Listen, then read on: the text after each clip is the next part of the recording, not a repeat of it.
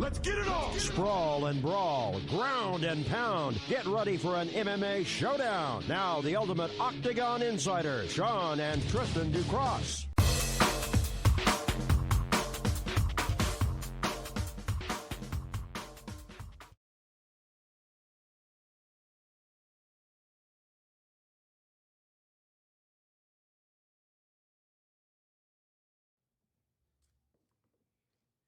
What's up, everybody? Welcome to the ducrossbros. I'm Tristan Ducross, and along my side, as always, is my brother and the one and only Sean Ducross. So, second show now, right? On Twitch. Right. Still trying to figure this out. So, if anybody guys have any like tips or tricks on Twitch, please, by all means, tell your boys. Or I'll give you our login so you can freaking hook up some of the stuff, the little bells and whistles. Because, good Lord, there's a lot of stuff apparently you can do on Twitch. I was trying to go through it late last night, but I was like, my brain's not functioning at 1 o'clock in the morning to be able to go through Twitch. But in the meantime, what a show do we have in store for you guys? And this time, it is not just strictly combat sports. It's not MMA. It's a little bit more pro wrestling heavy this week. And you were laughing because you're like, really? Is that really the show? It's like, well, it was a big week in wrestling. It continues to be a big week in wrestling. And it's going to be one of those things, Tristan, that you just have to roll with the punches. That unfortunately, when it outdoes combat sports in terms of entertainment value right now, you tend to just pivot. Yeah, so we got a little bit more pro wrestling because this week has been crazy in terms of pro wrestling. But at the top of the show, we're going to talk about something that I mentioned last show, and it kind of came true, did it not? Kind of did, kind of. And when you talk about that, the thing is that you had Yugas defeating Manny Pacquiao, and it happened by unanimous decision that many people thought wasn't going to happen, but yet here we are. We're talking about that Yugas won, retained his title, or what people were viewing as the Manny Pacquiao title, because Manny Pacquiao never lost it. But ultimately, it is what it is. Look, I said that if you looked at the way that Yugas was built, yes, he reminded me a lot of Floyd Mayweather. And it's funny because everybody up until this point is like, oh, I don't know who Yugas is. Oh, why is he a world champion? This and that and the other, right? And everybody just kind of brushed him off. But in order to be a world champion, granted, there's like 152 world champions in boxing. And Yugas, to me, gave a different dynamic to Manny Pacquiao. And boy, one thing I do have to say is that Father Time was not nice to Manny Pacquiao. That is true. Manny Pacquiao looked like he was a punching bag for every single round for Yugas. His face was messed up at the end. He looked like a half a man when he was inside there. I think I had him winning about 2 or 3 rounds. But Tristan, other than that, Yugas beat him from pillar to post. Tristan, but did you see what was it? There's a video somewhere that I saw just earlier today where there was a video of somebody feeding Manny Pacquiao, like pudding or something. And they're like, this is what Manny Pacquiao became. I hope that video was flawed on so many different ways, much like the fake news BS that we got going on around the world that just tends to keep going. But I hope that video that's surfacing is not right. Yeah, same here. But man, if I'm Manny Pacquiao, right, you would think that he had still some legs underneath him. My issue with Manny Pacquiao is that what is the hottest ticket right now in terms of money in boxing? Right. What is it, Sean? What do you mean the hottest ticket in boxing? What is the hottest ticket in boxing right now? Who's at the helm? Who makes money, Sean?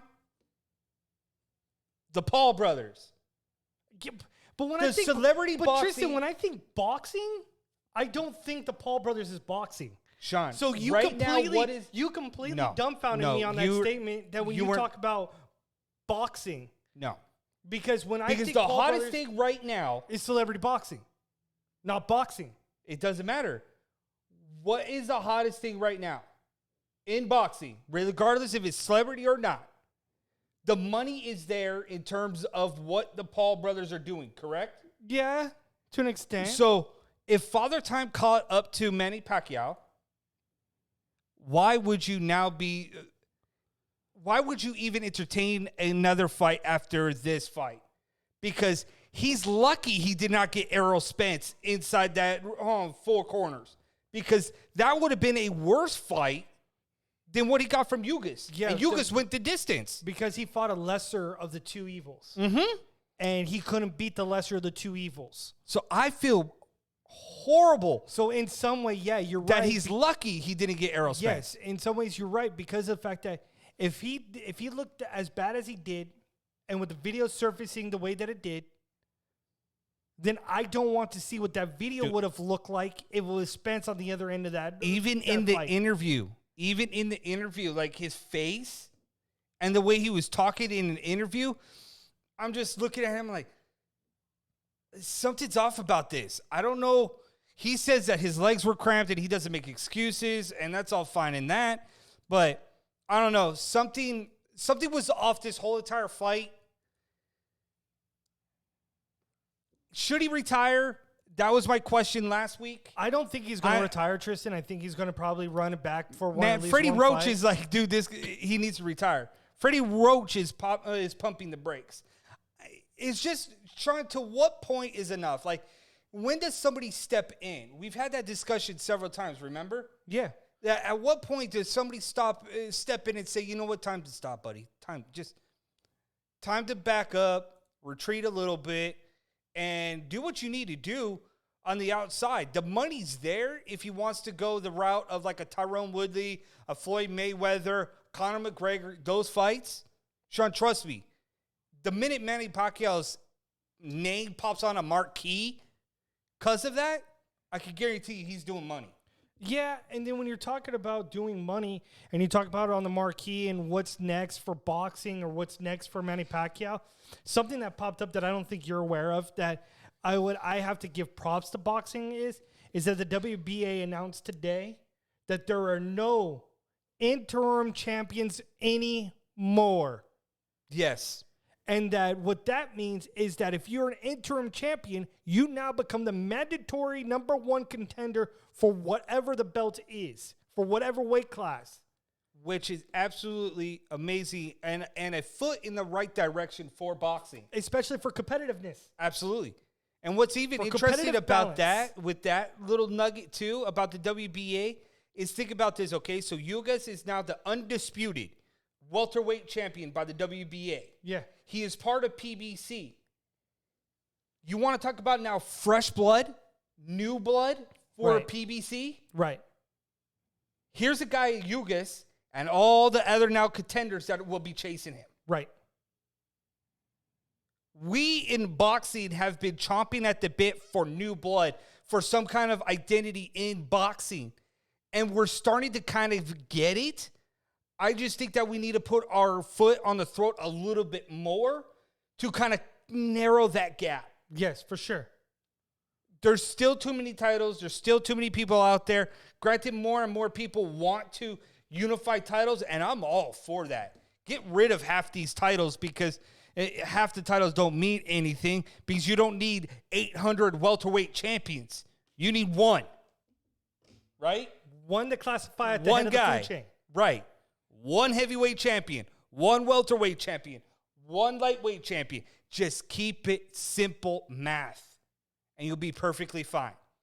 But Manny Pacquiao, I was torn about it.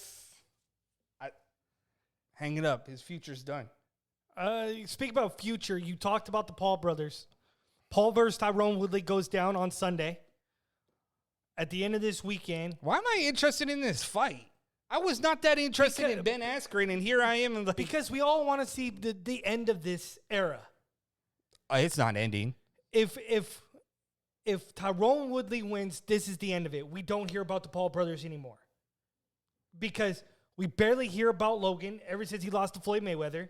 Dude, he almost got decked on WWE Raw. Oh, yeah, no doubt. but we barely have heard anything about Logan. Absolutely. So Creeping death. So if we go any further and we see Tyrone Woodley knock out Logan Paul, we're finally put this whole Paul era to bed and say, hey, Showtime, you put your money where your mouth is. You tried to think that it was the end of the line, that Jake Paul has the it factor for you guys and was going to bring back boxing to Showtime. Man. But I'm hoping for the sake of combat sports, this is the end. All right. That's what I hope. So, for the first time, I'm indifferent. Because I'm not a huge Woodley fan, for one. I'm not a huge Paul fan, for two. The fact that Paul is favored in this fight is amazing to me to begin with, okay? It's the game in which he's talked, Tristan. Woodley has been in combat sports a hell of a lot longer than. But it's the Paul. game in what Jake Paul has spoke about for quite some time. Sean, you know what you can make a bet on in this fight?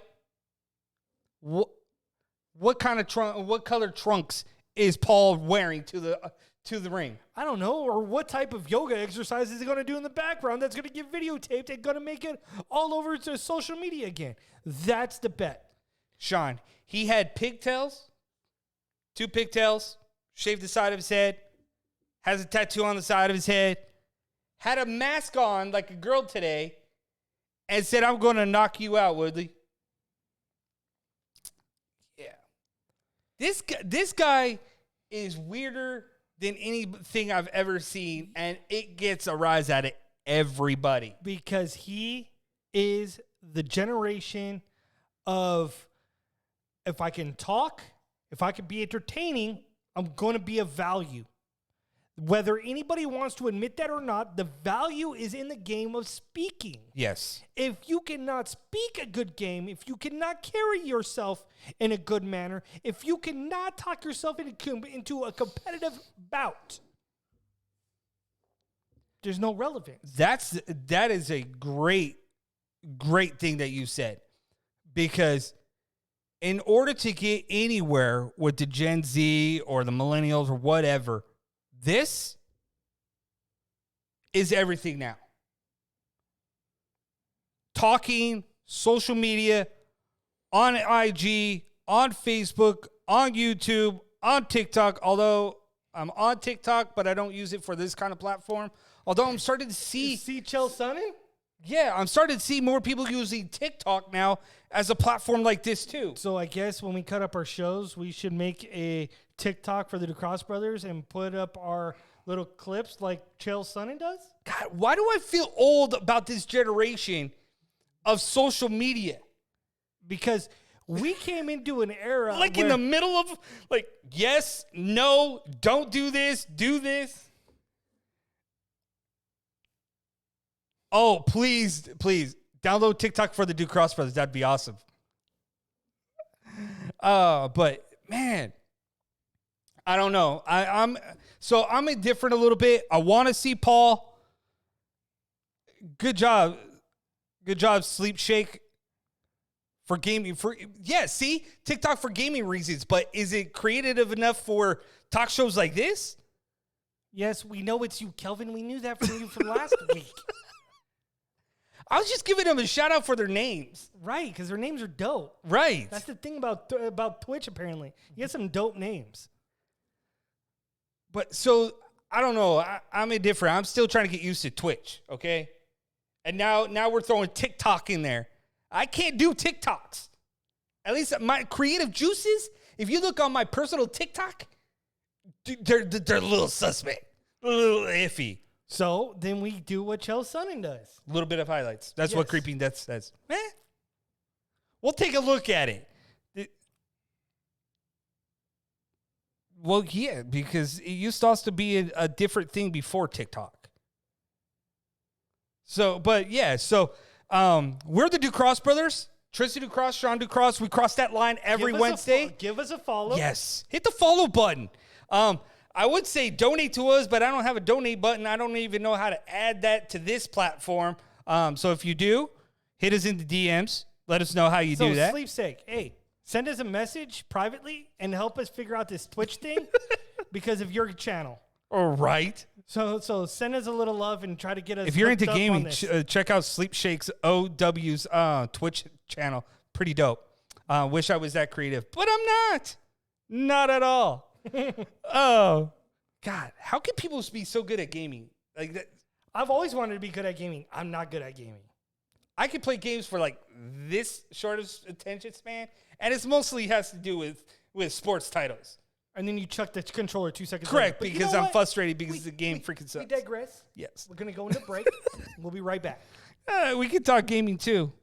But yeah, we are the Ducross Brothers. Cross that line every Wednesday. We are a combat sports talk show. Believe it or not, we are. And we love to talk combat sports, Muay Thai, MMA, you name it. We got you covered. Even pro wrestling. We are going in that direction too because I'm tired of MMA versus pro wrestling. Going to merge the two. Continue to merge that. We'll be right back after this break, and we got professional wrestling talk.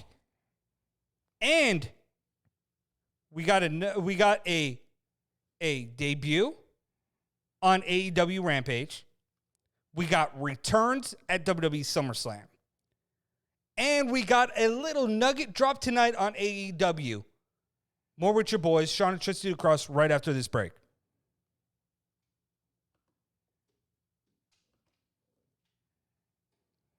We are the Ducross Brothers, the Sports Warriors. I'm Tristan Ducross. Along my side, as always, my brother Sean Ducross. We are the Sports Warriors every Wednesday at 7:30 p.m. Pacific Standard Time. We talk about everything from Muay Thai, MMA, to combat sports, you name it. We got you all around the spectrum, including professional wrestling. Join us on twitch.tv/the Ducross Brothers every Wednesday.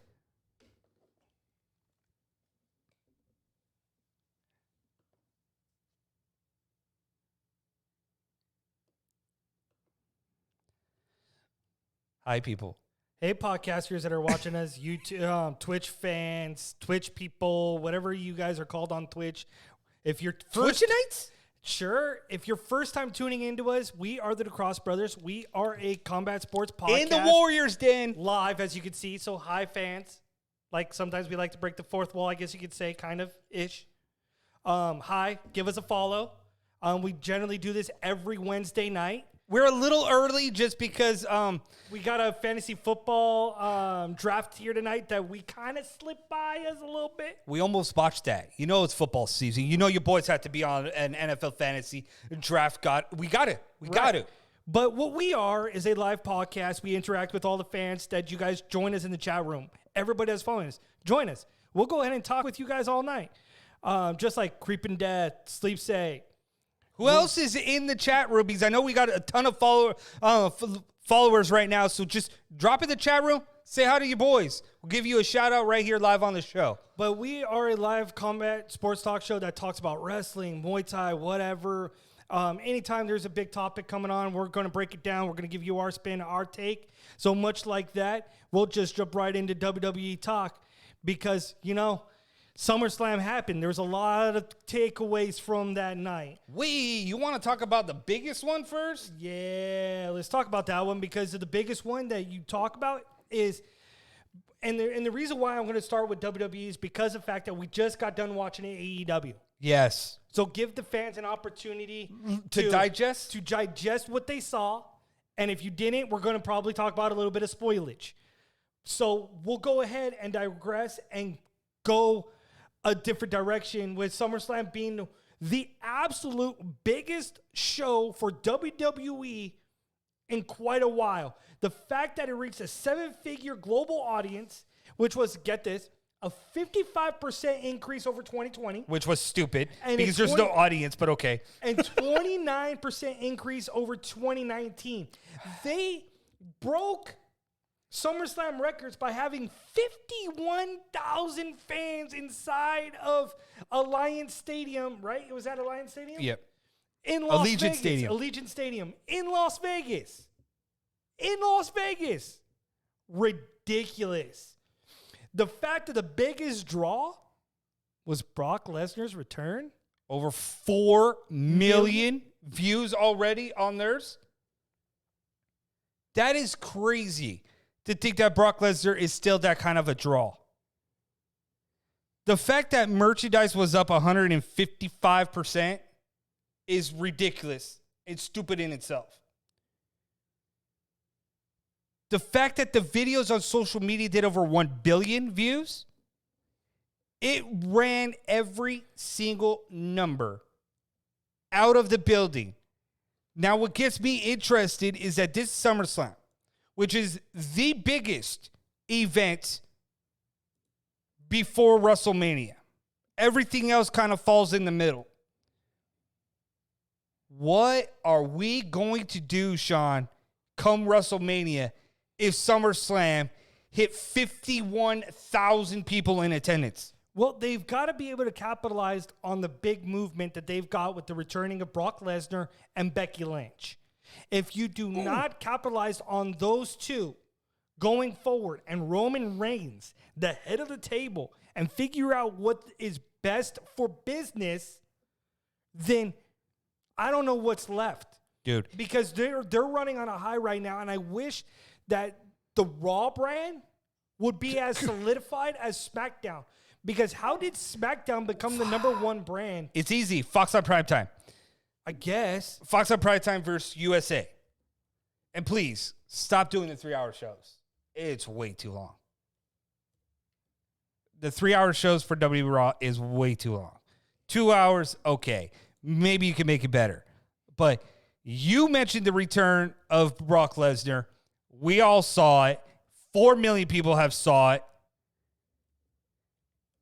The issue I had, go ahead, follow us on Twitter because I made a post about it. And that was the fact that Becky Lynch came in. So coming up to the event, Sean, it was Bianca Belair, Sasha Banks, in, off, out, whatever. Sasha Banks did not show up at did not show up at SummerSlam. We don't know if she's sick. We don't know if this is a personal issue. We don't know.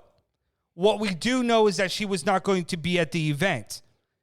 What I told you, what my perception became and what my thought process became was Carmella came out to fill the void of Sasha Banks. The music hit at the same time, and you get Becky Lynch. To a good pop, not a great pop, to a good pop. But when I look at Becky Lynch, my immediate reaction was like, oh, this is why Sasha Banks said, you know what, I'm going to take my ball and go home. Because she did something similar at WrestleMania, did she not? Yes, she did. So I'm sure that what they said was they had all this buildup. And see, you're not going to get this talk anywhere else, right? Nowhere the else. thing that you're going to get to the wrestling talk that we bring is what Busted Open does, but except for we're not professional wrestlers like, say, Bully Ray and Mark Henry, right. Tommy Dreamer, all those guys. But what we are is knowledgeable fans. in the sport, and what we are is traditional fans. We'll talk to the fan aspect of it. Right. So based off of the journalist side and the fan side, I put 2 and 2 together, right? And I thought that they had all this buildup between Sasha Banks and Belair all the way up to SummerSlam, and then a couple weeks before, all these rumors started coming out about, is it on, is it not, is it on, is it not? And then Becky Lynch appears at SummerSlam, and my reaction was, that's why. They probably told her that at the end they got wind that AEW was going to do something huge, so they had to put all their eggs. No, not at all. Not at all. Listen, hold on. So between adding Brock Lesnar, adding Becky Lynch, this was their last-ditch effort to grab the attention of somebody to change what they were saying onto WWE to focus on the WWE and not AEW because of CM Punk debuting. So what they did was up until this point, they started hearing rumors. They started hearing the rumblings. So they got Brock Lesnar. They go, you know what? We're bringing Becky Lynch and we're going to put the strap on her. Sasha Banks is like, no, I'm good. I don't want to be the girl in the ring. Becky Lynch music hits, and Becky Lynch replaces me. Right. I would not blame Sasha Banks if that's how she felt, because Sasha Banks is bigger and Tristan, better than that. Let's take a step back, okay? You said just now that the WWE probably got rumblings or wind of CM Punk. What? No. Here's my thinking, okay? Let's hear your logic. So CM Punk debuts on Friday. They still had a whole week to go before they get to SummerSlam. Yep. So they didn't have to hear rumblings in the back or rumors of CM Punk showing up. They already knew Punk was going to show up. So they made the play and probably the push for Becky Lynch and Brock Lesnar to come in that very week. That very week. Then to go on to your point, Tristan, of Sasha Banks maybe pulling the card of, nah, I'm good. Would not surprise me because of the last minute alterations to SummerSlam, what was coming down the pipe. When you spend everybody months, started to get wind of it. Yep. And it was like, but we really need to go this direction because they just did CM Punk. We know Daniel Bryan's coming down the pipe. We know Buddy Matthews is coming down the pipe. We know Ruby Soho is coming down the pipe. We need to talk about those guys here in a minute. Right. And girls. But we'll talk about that after the break. Yes. But there's so much to digest that when you're the WWE and you're Vince McMahon. Yes.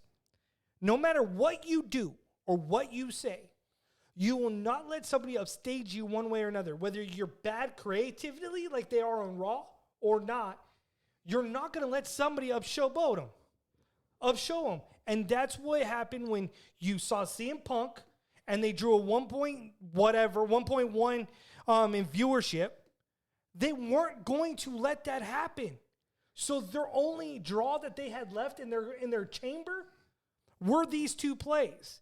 Now the telling story will be, how does this play out? Because how does it play out on Raw? You heard Jim Cornette say on his podcast that what AEW did with CM Punk was flawless. It was perfect.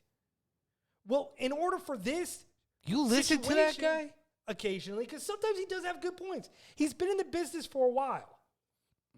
So when you do that and you bring out CM Punk, the only way you can bring out CM Punk, and that is at the beginning of the show, knowing the fans are already eating it up. You've got to have them in their palm in their hand. You have to bring out Brock Lesnar or Becky Lynch in the first 2 minutes of the show. One of them has to start off the show. One has to close the show. No. Absolutely not. Because unless they're going to do something big at the end with Brock Lesnar, then yes, because you're going to remember the beginning of the show, you're going to remember the end of the show. The patented words of Bully Ray. There needs to be a beginning, an end, and a middle. Yeah. So for me to hook the fans, I'm going to go beginning and middle. And then you need Becky Lynch to come out and establish why she squashed Bianca Belair in 10 seconds with a rock bottom. And in my eyes, bury Bianca Belair. The manhandle. Yeah, don't. They need to rename that one. Please a little bit better. But Tristan, you say, is she full heel? According to the PW Insider, yes. She's full heel. And then that will correlate to with what we saw with the squash. Because how much... Give her this mic and let her talk. How much more now is Bianca Belair, that if they give Bianca Belair the rub, if you will, is that Bianca Belair is now the ultimate babyface. Because you buried her. Correct. Now the fans are going to want to see how is she going to come back at Becky Lynch. How long is Becky Lynch going to hold that title? There's so many questions and avenues you can go, and that creativity-wise, with SmackDown, They could go a lot of different avenues with this. But Raw can't because I don't know what you the got difference Bobby is. Lashley and Bill Goldberg. What a train wreck that was. Yes. And I love how they're selling the narrative about Goldberg's son, 15 years old, that they didn't know. Dude, when you saw the reaction of him jumping, like I was almost along yours. I don't think that they told his son that, hey, your dad's going to get beat up, like with 15 chair shots to the leg. Your reaction needs to be legit. Right. Bobby Lashley being who Bobby Lashley is, which sometimes, dude, he's not 100% there. Let's be real. When he's inside that cage and his adrenaline's going, Bobby Lashley's Bobby Lashley. And when you feel a guy jump you from behind and you flip him over, just the whole full Nelson wrench on the neck. Looked a little excessive. Yes. And when you see MVP jump in the ring and start yelling at Bobby to drop him, it came off to me like, and Bobby's face was like, I thought that was a fan. But it was just like the work several years ago with Brock Lesnar and Randy Orton. Like, we thought that was legit. Like, the real elbows really busted open. That was legit. It was legit. Jericho got pissed. But it was staged. Because nobody knew that was going to be the outcome. But Randy Orton and Brock Lesnar. But nobody in the back knew. Maybe the similar lines here. It was just between those two? Maybe. The show stealer, though, Edge and Seth Rollins for me. And that's what I had. The match of the night. The two things that I had. The match of the night and the moment that we could have skipped. The match of the night, I had Edge and Rollins because that had me on the edge of my seat, just like the whole entire fight. Right? Just like Sammy Guevara and Shawn Spears' match. Shawn Spears did. Like, those are like... If you could give a 20-minute match with near falls and opportunities that finishes. You think literally could go either way, you have me hooked. Right. You are telling a beautiful story inside that ring. But that Miz and Morrison segment, we could have done without. Yes. Not even, what's his name? I want to call him Creed from Impact. Xavier Woods. There you go. Xavier dressed up Woods as Scott Hall. Dressed up as Razor Ramon, Scott Hall, Lone Wolf from WCW days, which are funny. Cause even on Monday Night Raw, he was dressed up as the Lone Wolf, Scott Hall. Right. Yeah, it's not Razor Ramon. It's Scott Hall that he was cosplaying as. Yes. Let's get that right, fans. Cosplaying. God. Does everybody do that now? Xavier Woods. I mean, everybody's on Twitch. We went to Twitch. I went to Twitch because it looks like a better platform than YouTube. I guess we'll find out in due time. I don't know. I'm just not a fan of YouTube anymore. Like, YouTube is what YouTube is. And Twitch seems to be more along the lines of our kind of type of people, if that makes sense. Gamers. Wrestling podcasts on here. Right. Like, these are my people. My people. I love you guys. Even comic nerds, I'm sure, is on here too. Right. Spider-Man No Way Home. Just say, if you haven't seen the damn trailer, Sinister Six, let's go. Sorry. Inner nerd. But what was sinister was the changing of Karrion Kross. Raw. I love that segue. Good job. Nailed it. But that was bad. Oh my God. Look, Lord Tensei, freaking Demolition. Sean. What was the word flying in the background of his Jumbotron? Oh, that's always been his. No, it hasn't. Yes, it has. I'll have to look back at fall and pray. Fall and pray. Yeah, he just fell. And he's praying his career doesn't tank. He looks like a cross-play between a Gladiator and Demolition back in the day. Right. And Karrion Kross is okay with that? How? But what I don't get is so he was this big behemoth badass on NXT, right? Yes. Fought Samoa Joe tooth and nail at NXT TakeOver 36, right? Right. So he comes up to the main roster, takes on Kevin Lee, 3 times? And 3 times, he didn't show really his aggressive nature per se. But then he takes on, I think it was Ricochet, Right. and just manhandled him. And then it's like, well, now we see the aggression. But I don't get it. I've never seen a wrestler come up to the Raw brand from NXT that looks about as uncomfortable as he does. Like when you talk about Keith Lee, when he came up and it was a little uncomfortable and didn't lay his stuff in really that well, man, he's about as uncomfortable to watch as possible. What is this? What is this? It looks like Jason Mask on steroids. What's that movie? What's that movie? What is this? What's that movie? The one with Tom Hardy, where they have the funny little dune buggies. Oh my God. Kelvin, what's that movie? Mad Max. Mad Max. There you go. That's what he looks like. He looks like the guys from Mad Max. Like, that's what he should be part of. He looks like from freaking Mad Max. Like, what? And then he loses on NXT TakeOver 36. Go ahead. Go watch it. Thunderdome. Oh, my goodness. But yeah, Sean. And Cross loses at NXT 36. Loses the title to Samoa Joe, who looked blown up. Granted, he hasn't wrestled in a year, but oh my God. I love Joe. But dude, you should have got on the treadmill or something to get ready for this fight, because if you knew you were going to go for a half an hour. I don't, and when you're talking about getting ready for a fight, bro, you were blown up. How do you get ready for Walter's chops? That was a bloodbath, no pun intended.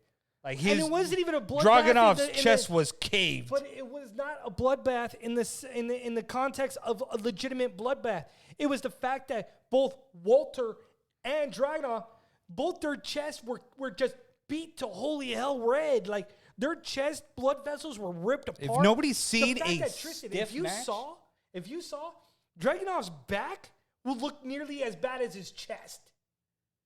But the ending to that bout was about as sickening as I think I've ever seen it. The chops in to wrestling, Walter's back for that choke out? Like, what? Dude, just the choke out in itself, to get underneath the chin, and it looked like it was an actual choke. Like he literally got underneath the neck, picked him off the ground, and tried to hold him up in the throat. I was like, because bro, dude. They were going at it. That was a stiff were match. Stiff. Yes. Those were two. Those 100% stiff. But Walter needs to be on the U.S. version of NXT. If you don't know who Walter is, and if you didn't see NXT TakeOver 36, bro, go watch that. NXT 36 on Peacock. If you're talking about a stiff bout, what about seeing Walter versus Joe? Oh, Joe would have no problems working stiff with Walter. No, but wouldn't that be a crazy bout? Yes. But, Sean, you also had the undisputed finale, which was O'Reilly and Adam Cole. It was undisputedly one of the best bouts on NXT 36. It did exactly what it was supposed to do. And ultimately, going down to the finale, the ending was kind of suspect. I had 2 issues with it. 2 issues. One, I did not like the ending. Yeah, because I thought it was kind of wonky. It was because O'Reilly was handcuffed and he put a half-hooked heel lock on. Like, I don't know. Just the lead up until that modified heel hook was just weird. To me, it was just wonky, the finish. But also, on What's Jeopardy, Alex Trebek, I would like to get generic music on whatever it was for 1,000 because what happened to their music? Adam Cole generic music version 2 on WWE 2K21, and then Kyle O'Reilly his music is generic 87 on WWE 2K21. Like, do we not care about music anymore? They came out and I'm like, oh. But that's funny. Who are these guys? We're nitpicking about NXT TakeOver 36 because of music. That's the only drawback you can do about NXT. That bugged me. I'm sorry. Like, I listen to everybody else But it was a good weekend for WWE, for NXT, and SummerSlam. They nailed both of them out of the ballpark. But on that note, we are going into break, and then we'll be right back with some AEW All Elite Wrestling discussion. And AEW Dynamite went down tonight, and CM Punk showed up and dropped a little bit of a tease. Don't want to miss what the tease was. Here with the brothers. We'll be right after this.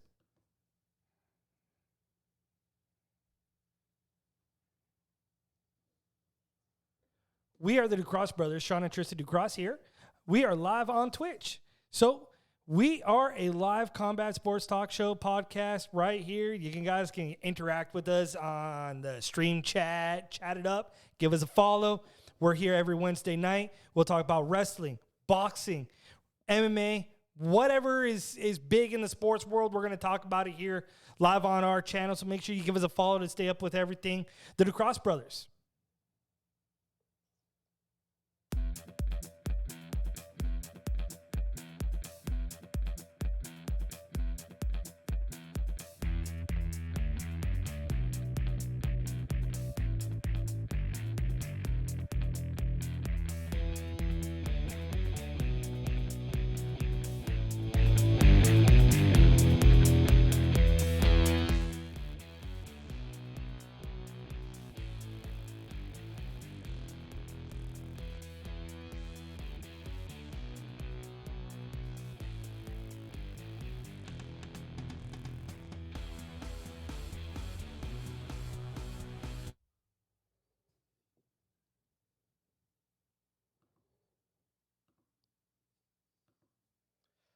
All right, everybody, we are back. Tristan Ducross, Sean Ducross. Shout out to our sponsors. I Love Auntie right above us. Go to iloveauntie.com for all your CBD needs.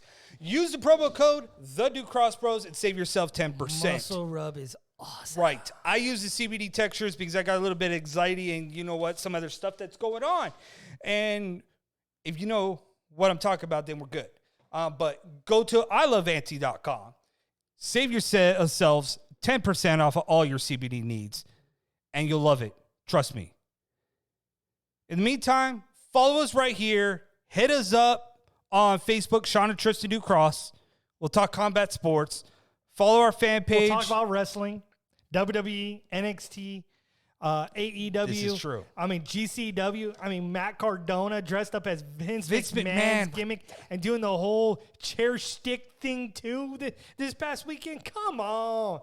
Like, I was talking to one of my guys the other day about Matt Cardona, and it's like, I know we were supposed to talk about AEW, but got me on this one. But Matt Cardona did an interview this past week about, or at some point, talking about one of his about being released, in which he talked about that Triple H called himself a mark for himself.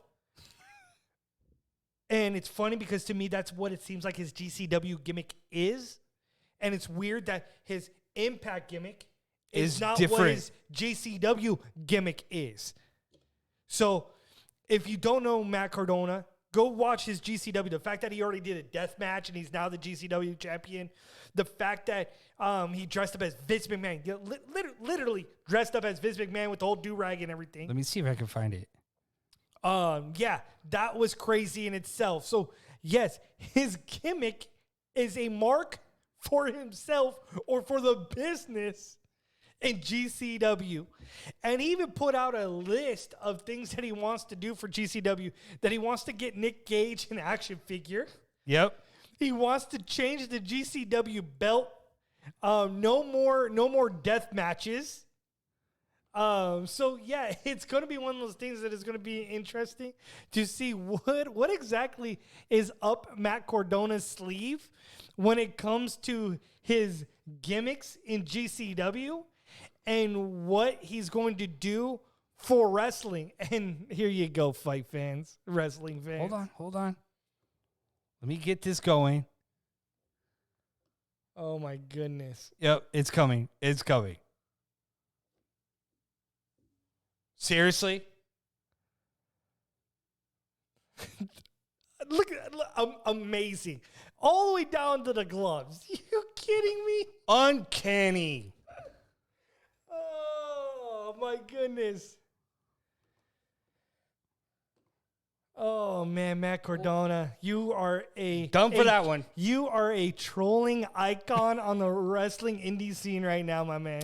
This is true. This is very true.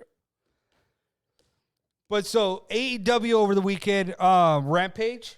Yep. Drew a 1.1. Congratulations. CM freaking Punk debuted. And you got free ice cream bars.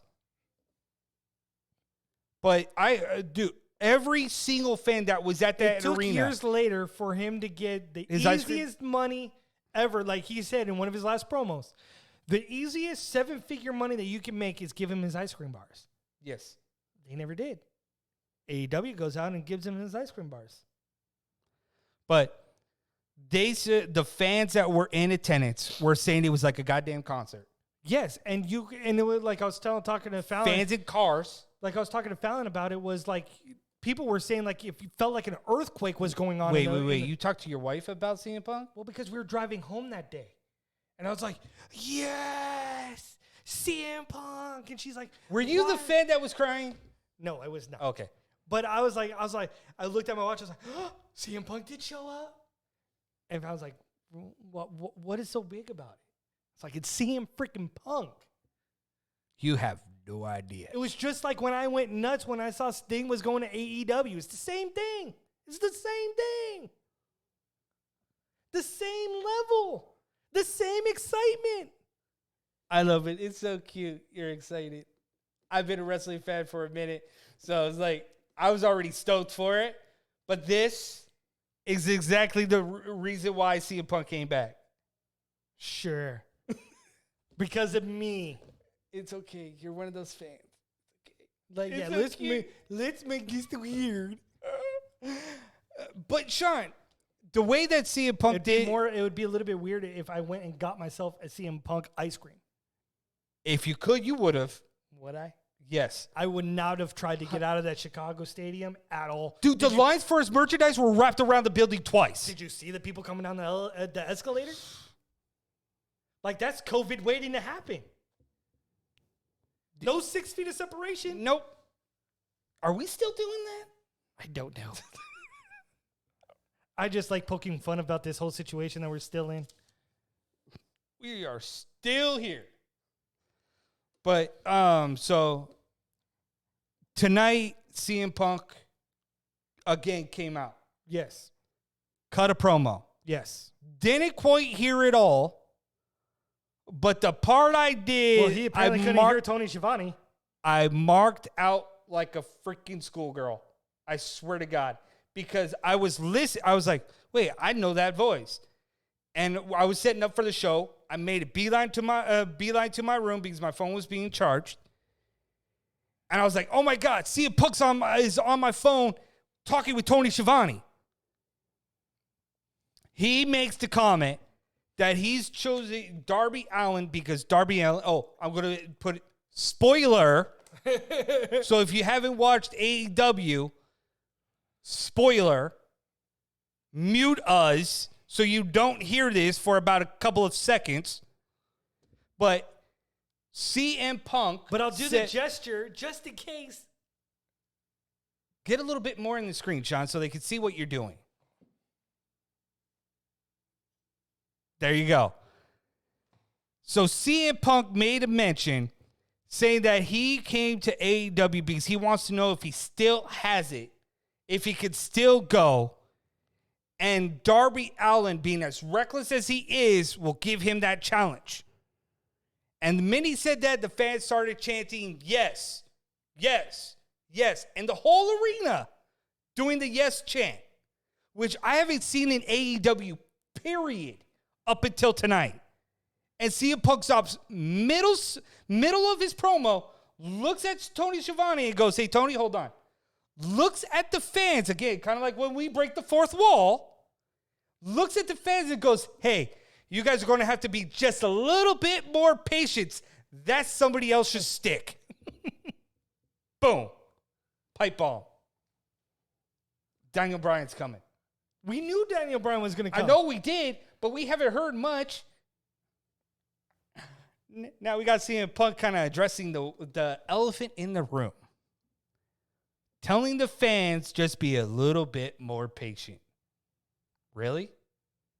We're heading that way? You do realize that the CM Punk pop, which is dubbed the Road Warrior pop, if you don't know, look it up on YouTube.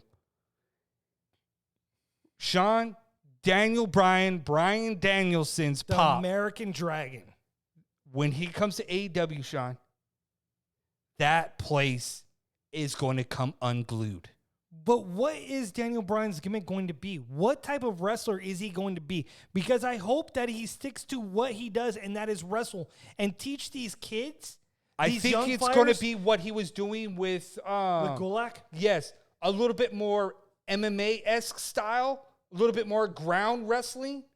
And I hope that he does that because he can educate these young full fight wrestlers Different styles. a different style and how to tell a story inside of a ring. And I think that's what CM Punk can do with Darby Allin.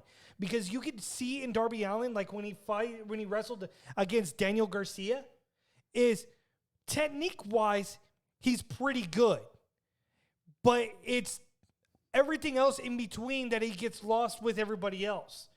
And I think with CM Punk coming back and able to root Darby Allin will continue to elevate him. And I think that's what Sting's been trying to do, is bring him back down to earth a little bit. Is like, hey, you've got all the talent. You've got everything going for you. So let's pivot a little bit. Let's educate you in how we tell a story in the ring and how we can utilize you with your heart, as CM Punk said, and get you over with the fans organically that way. And I think that's what you're seeing. But you've got to be creative on how you're going to put another title around him going forward. Agreed. But the creative direction that AEW is doing right now with a lot of the vignettes with Buddy Matthews. So hold on before you get to Buddy Matthews. Buddy Matthews might not be going to AEW. Yes, I know. Scott D'Amore apparently trolled somewhere and got everybody on the Twitter machine and social media talking about that Buddy Matthews may be going to Impact Wrestling. And Sean? And same with Braun Strowman.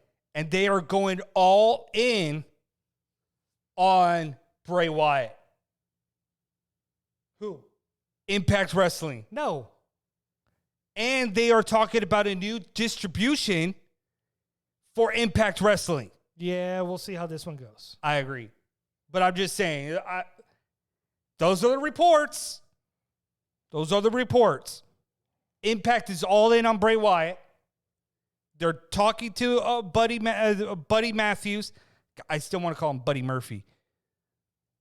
But then you also got Ruby Soho. God. I like Buddy Matthews' jail situation. Love it. Well, yeah, because it's what But happened with my Malachi God. Black. But my God, the story that is being told by Ruby. That's what I'm saying. You were like, "Oh, I'm not sure about it." It's like, I love it. I talked about the other one before that. Ruby Soho, I love it. The fact that she was the runaway, the fact that she was running away from something and now she was screaming because she heard her Ruby Riott song and wanted to smash the steering wheel. Like, the story that is being told to you is incredible. So we talked about earlier today about the Women's Casino Battle Royale.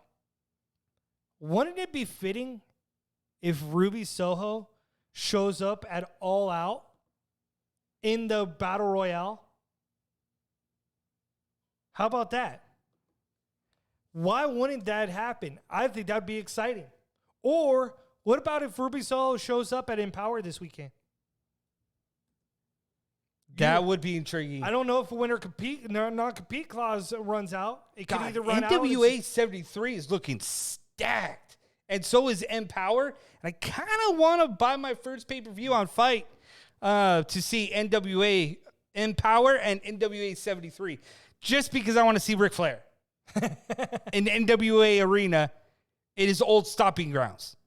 But yeah, so wrestling is just getting more and more exciting.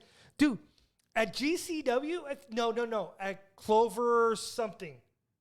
The Clover or something like that. In St. Louis. Daniel Garcia is wrestling against Miro Suzuki. Yep. From New Japan. Yes. What? I'm telling you, the wrestling world is just booming right now. And Daniel Garcia is getting pop. He's been on every single AEW with 2.0. He showed his great technique and his wrestling ability on AEW Dynamite against Darby Allin. That was a good match. I like that. Like, this legitimately has something to it. It has legs. Another one, too. If you didn't see tonight, Malachi Black destroyed Brock Anderson and Arn Anderson. Which we knew. After Arn Anderson originally blocked the kick and then got a low blowed and then got the kick. I liked it because it wasn't tailored. Yeah, like you didn't see Arn Anderson blocking the kick. You didn't see it's that. Arn freaking Anderson. Usually he would take a shot, he takes a shot. Right. Not like, hey, I blocked it. Even though the black mask to Arn Anderson didn't look all that great. It's Arn Anderson. You are not going to smack him across the face that hard. Like, that's probably his softest black mask ever. But Brock Anderson did a pretty good job with the sell job. Yes. It'll be interesting to see what that plays out and how that looks going forward. But you know what? We're done for tonight. Hold on. I really do want one last topic. What? Just because we only got a couple of minutes, like one or two, is that can we get everybody back on the TikTok talk real quick? Okay. Has anybody seen the slap fights on TikTok? Oh, yeah. Is it just me, or is those popping up like worldwide lately? Yeah, because I put it into your mention, and now it just magically pops up. Yes. Why is that so weird? Hey, big brother, stop listening to my thoughts. You creepy thing. Right. Yo, I don't want to see slap fight on my screen everywhere I go just because my brother mentioned it to me. So please stop listening. Please. Right? But, dude, if you haven't seen that, like, the slap fight, like, why would you stand across some other dude and get your head slapped Dude, in? even the girls are in on it. Yes. Or, dude, there's another one that I just saw that it's like arm wrestling. And they wear MMA gloves. And you literally have your hands hooked like a fight. You both have one arm free. You both have MMA gloves on. Stop. You do not hit each other with a... Yes. Oh, my God. Yes, and you can throw kicks, bro. Like, literally, you're standing there in the freaking clinch of an arm wrestle, and you're, like, swinging, and you're hitting the other guy. Like, I saw one guy straight up knock the other dude out after hitting him, like, 3 times across his face. He went... I was showing one of my coworkers the slap fight, and she was like, do people really do that? I was like, yeah.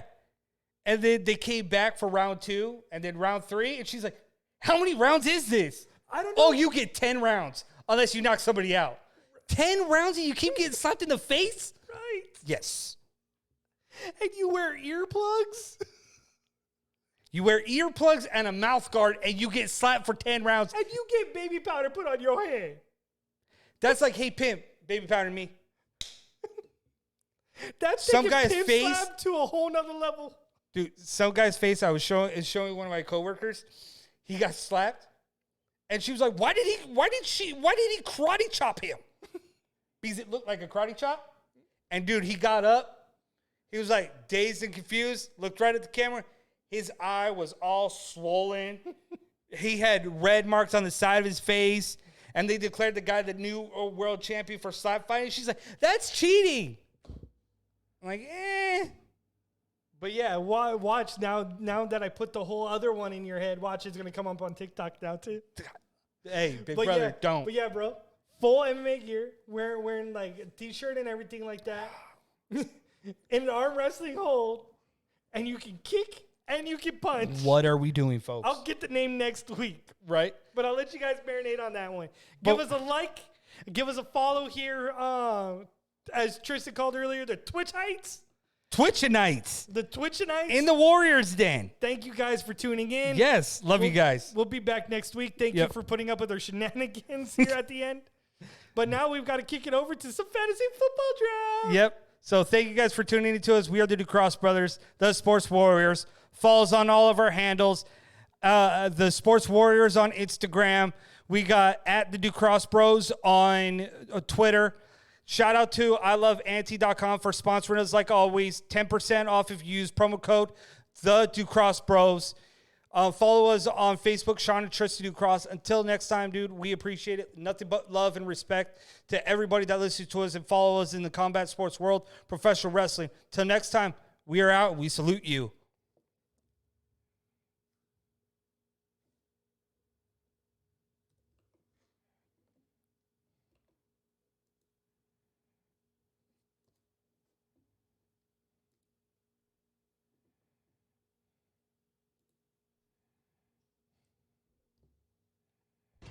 Let's get it on! Sprawl and brawl, ground and pound. Get ready for an MMA showdown. Now the ultimate Octagon Insider, Sean and Tristan Ducross.